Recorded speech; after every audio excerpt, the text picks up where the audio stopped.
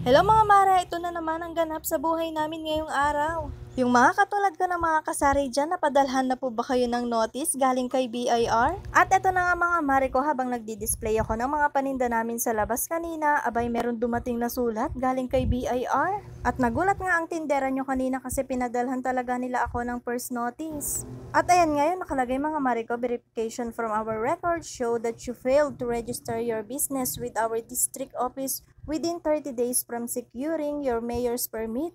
Abay talagang nagulat naman ako dito mga Mare ko, akala ko kasi wala ng BIR. Dahil nung kumuha naman po ako ng business permit at kumuha nga rin po ako ng DTI, hindi naman po nila sinasabi na kailangan ko pa rin po palang mag-permit sa BIR. Dahil kung alam ko lang din po talaga na magpi-permit din ako sa BIR, inasikaso ko na ito noon pa nung kumuha ako ng mayor's permit at nung kumuha ako ng DTI para hindi naman na ako nag-penalty. Dahil nga noon, nung natapos ko talagang ayusin yung aking permit, nakampante na talaga ang inyong tindera. Ako nga hanggang dun lang mga Mare ko, pero hahabol pa pala ngayong taon sa babayaran ko itong BIR. Pero kahit ganyan nga po ang nangyari mga Mare ko, kahit nagka-penalty tayo, talagang obligasyon natin na bayaran ito kasi required nga po ito kung meron po tayong mga business, maliit man o malaki. Kaya ngayong araw nga po talagang hindi mapakali ang inyong tindera na hindi ko mabayaran ngayon ito.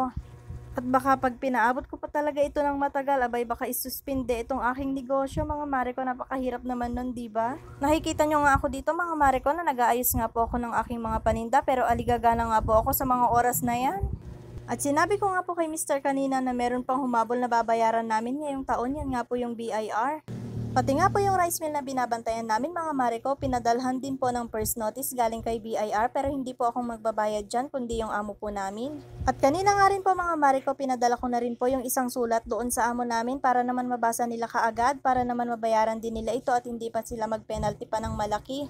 At dito po pala sa amin mga Mare ko, meron po kaming kakilala na nagtatrabaho po sa BIR. Mamaya nga po pag umuwi siya galing po sa trabaho, magtatanong nga po ako kung ano po yung notice na pinadala sa akin.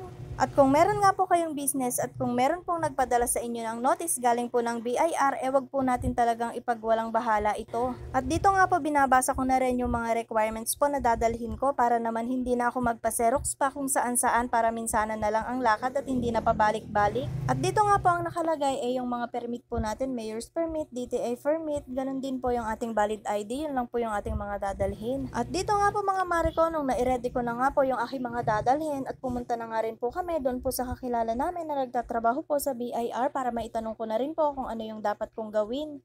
At nung pinakita ko nga sa kanya yung notice mga Mare ko, sinabi niya nga na meron po akong penalty na 2,000 pesos at punta na nga lang daw po ako sa office po nila doon po sa Urdaneta. At fast forward na nga po ito mga Mare ko, maaga nga po akong nagbiyahe at nag-arkila na nga lang po ako ng aking sasakyan na tricycle. Nag-arkila na nga lang po ako mga Mare ko dahil nga po yung aming sasakyan hindi pa nga po nakarehistro, baka pag mahuli po kami doble-doble gastos pa po ang aming babayaran. Dito na nga lang po kami nagdaan sa Binalonan mga Mare ko kasi mas malapit nga po dito compare po kung iikot pa kami sa Carmen. Parang nasa kalahating oras na nga kami nagbibiyahe sa mga oras na to mga Mare ko at ayan fast forward na naman tayo. Hindi ko na nga po nakunan yung pagpunta ko po sa BIR doon sa loob kasi baka po bawal. At nung nandun na nga po ako, ang hinanap lang po sa akin yung Xerox po ng aking DTI, ganun din po yung aking valid ID at marami nga po akong pinirmahan doon. At ang binayaran ko nga po lahat is 2,606 po. Yung penalty ko po is 2,000 pesos. Yung 500 pesos po yun pong pag-register ko. Tapos resibo na isang booklet po. Parang pinaka-sample niya lang yun mga Mare ko. Kaya kayo po kung hindi pa po kayo nabibigyan ng notice po ng BIR, mag-obliga po kayong magbayad para hindi na rin po kayo mag-penalty ng malaki.